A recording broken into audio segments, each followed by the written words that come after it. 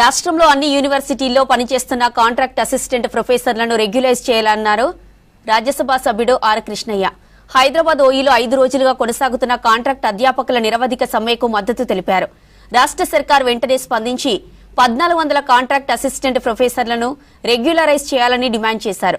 లేదంటే పెద్ద ఎత్తున ఉద్యమం చేస్తామని హెచ్చరించారు. ఆర్ట్స్ కళాశాల నుంచి అడ్మినిస్ట్రేటివ్ బిల్డింగ్ వరకు పెద్ద ఎత్తున ర్యాలీ నిర్వహించారు. తర్వాత అడ్మినిస్ట్రేటివ్ బిల్డింగ్ ముందు బైఠాయించి నిరసన తెలిపారు కాంట్రాక్ట్ అధ్యాపకులు.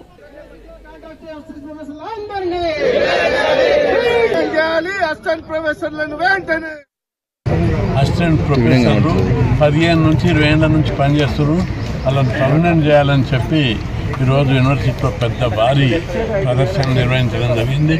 దాదాపు 20 రోజులుగా వాళ్ళని పర్మనెంట్ చేయాలని చెప్పి ఉద్యమిస్తున్నారు. ఇది చాలా న్యాయమైన డిమాండ్.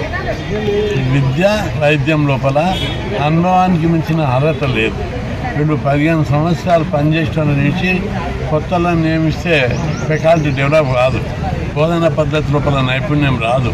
విద్యార్థులకు విశేష అనుభవం కూడా చెప్తున్నారు.